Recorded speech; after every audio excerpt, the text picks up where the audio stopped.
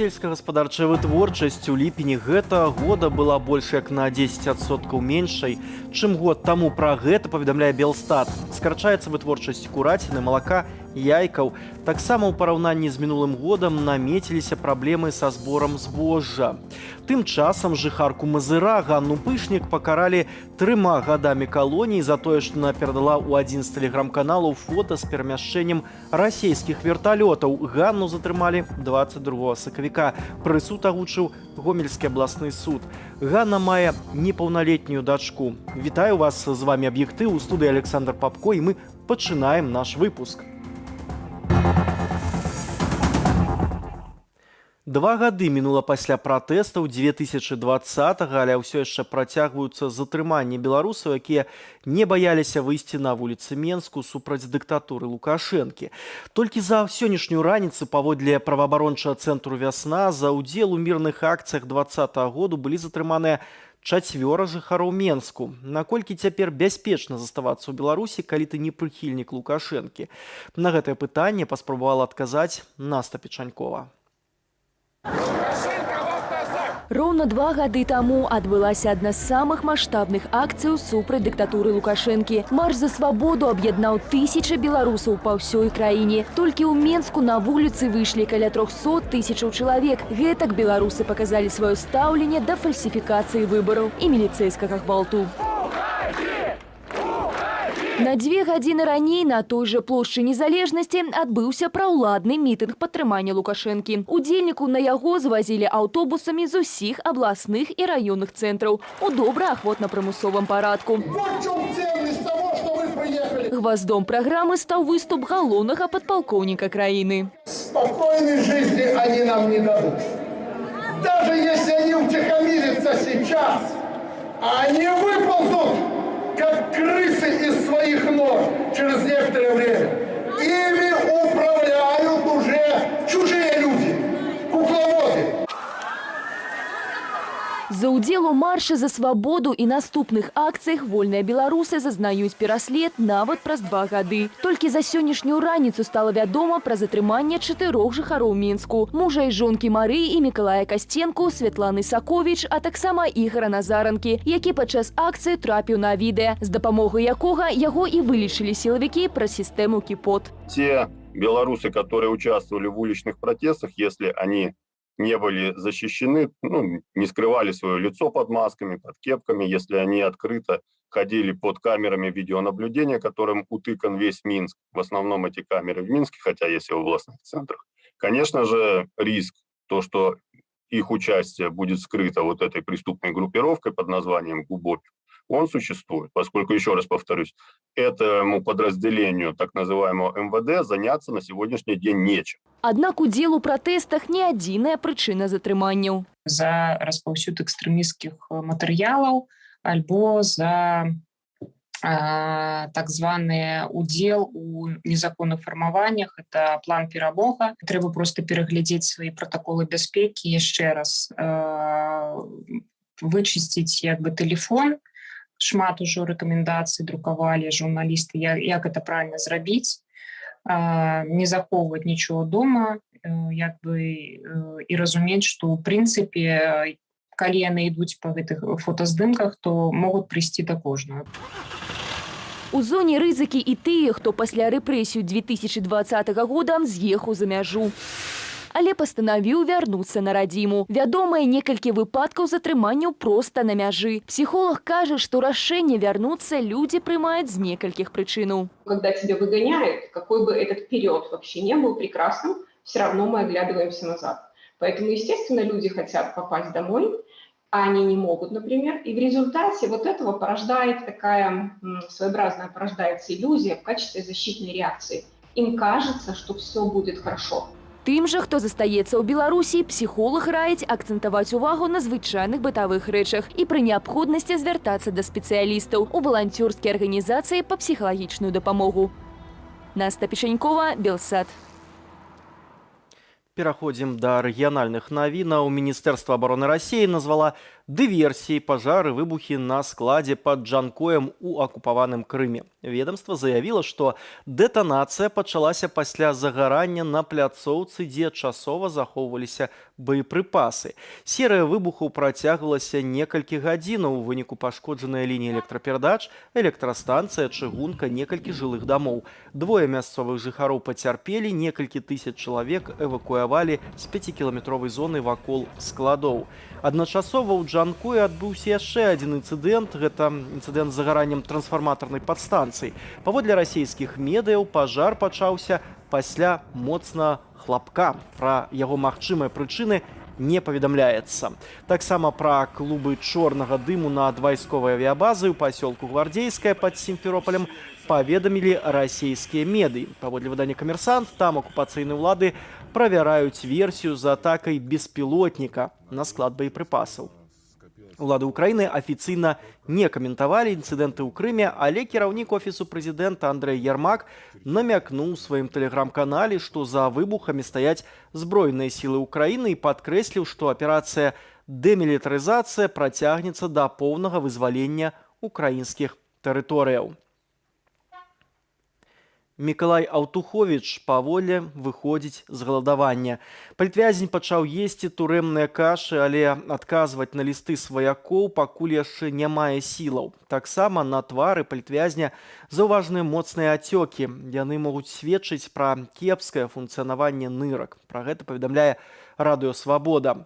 Аўтуховіч не еў 36 дзён. 21 з іх ён галадаваў насуха. Мікола застаецца за кратамі са снежня 2020 года. Адзін з артыкулаў абвінавачання – гэта акт тэрарызму. Ракеты ў Жытомір сёння прыляцелі з тэрыторыі Беларусі. Пра гэта заявіў кіраўнік жытомірскай адміністрацыі Віталій Бунечка. Тым часам праект «Беларускі гаюн» выявіў на ўжо вядомым беларускім аэрадроме ў Зябраўцы узмацнення расійскай вайсковай актыўнасці. У першую чаргу павелічэнне колькасці сродкаў супрацьпаветранай абароны і падвоз боепрыпасаў. З чым можа быць звязаная такая актыўнасць, разбіраўся Уладзіслаў Корсак. У гарніле украінскага ваеннага канфлікту куюцца сілы для вайны супраць Беларусі, кажа беларускі міністр абароны Віктор Хрэнін. І як прыклад прыводзіць рыхтаванне фармаванняў тыпу палка імя Каліноўскага, ды папярэджвае, што такія пагрозы будуць лакалізавацца ўсімі наяўнымі сіламі ды сродкамі. Беларусь! Беларусь! Ці могуць гэтыя заявы ды ўзмоцненая апошнім часам актыўнасць расійскіх войскаў у Беларусі сведчыць аб хуткім узмацненні абстрэлаў Украіны з нашай тэрыторыі. Сігналам да такога сцэнара можа быць аналіз спадарожнікавых здымкаў аэрадрому ў Зябраўцы, які правялі спецыялісты беларускага гаюна. Выяўлена, што на аэрадроме ў Зябраўцы стаяць да 14 адзінак зенітна-ракетнага комплексу С-400 «Трыумф», 3 радары, 2 зенітна-ракетных пушачных комплексы «Панцер». Таксама размешчаны склад боепрыпасаў, дзе захоўваецца да 60 ракетаў для ЗРК С-300, С-400, а расійскія грузавыя самалёты працягваюць дастаўляць боепрыпасы для гэтых сістэмаў. Але навошта расейцам столькі боепрыпасаў менавіта для супрацьпаветраных системаў? Уменьшается постоянно количество баллистических ракет, серьезно уменьшается, очень серьезно. Уменьшается значительно количество ракетных обстрелов крылатыми ракетами, то вполне вероятно, что у россиян это становится основным средством нанесения ракетных ударов вглубь территории Украины. Адначасова эксперт звяртае ўвагу на нізкую трапнасць комплексаў С-300, С-400 менавіта па наземных цэлях. Аднак дадае, што яны могуць выкарыстоўвацца для псіхалагічнага ціску на насельніцтва Украіны. У першую чаргу на жыхароў Жытоміру, Чарнігава ды Кіева, калі казаць пра атакі з тэрыторыі Беларусі. За апошнія ж сотні ў Беларусі, у тым ліку ў кірунку межаў з Украінаю, фіксуецца падвышаная актыўнасць і непасрэдна беларускіх войскаў. Па краіне ездзяць танкі, уралы, мазы, палявыя кухні, ды нават біятуалеты. Актыўней лётаюць знішчальнікі. Ці варта чакаць украінцам правакацыяў ад беларускіх войскаў? Удзельнічаць ці не ўдзельнічаць беларускім войскам у рэальнай вайне на тэрыторыі Украіны, гэта ад Лукашэнкі залежыць. І менавіта гэтаму ён супраціўляецца. Што тычыцца таго, як расійскія вайскоўцы, у якой ступені будуць выкарыстоўваць тэрыторыю Беларусі для нападу на Украіну, вось у гэтым пытанні, я думаю, што ад Лукашэнкі мала што залежыць. Звяртае на сябе ўвагу і учорашняя ратацыя кадраў у беларускім войску. Лукашенко памяняў начальніка ракетных войскаў і артылерыі ды вызваліў ад пасады першага намесніка старшыні вайскова-прамысловага камітэту. Снятие командующего ракетно-артиллерийскими войсками вкупе с руководителем структурных подразделений, которые занимаются военно-промышленным комплексом, может свидетельствовать об обратной связи из Москвы на поставки не очень качественного, так скажем, вооружения со стороны Беларуси. Пуск, я заря. Кіраўнік жытомірскай адміністрацыі паведаміў сёння аб 2 ракетных ударах па вобласці. Ён сцвярджае, што ракеты былі выпушчаныя з тэрыторыі Беларусі. Месца пуску гэтых ракетаў пакуль не пацверджанае. Аднак каманда праекту «Беларускі гаюн» папярэджвае аб магчымым масіраваным ракетным абстрэле Украіны з беларускай тэрыторыі у бліжэйшыя тыдні. Уладзіслаў Корсак, Белсат. Наведвальнікі сайту «Беларусь-Калію» сёння маглі пабачыць на гэтым рэсурсе незвычайную публікацыю. На старонках парталу быў размешчаны зварот да актывістаў, удзельнікаў дваровых чатаў і сілавікоў. Праз некаторы час сайт перастаў адкрывацца, а калі аднавіў працу, зваротаў на ім ужо не было. Паведамленне было зробленае ад імя дагэтуль амаль невядомага аб'яднанага штабу супраціву.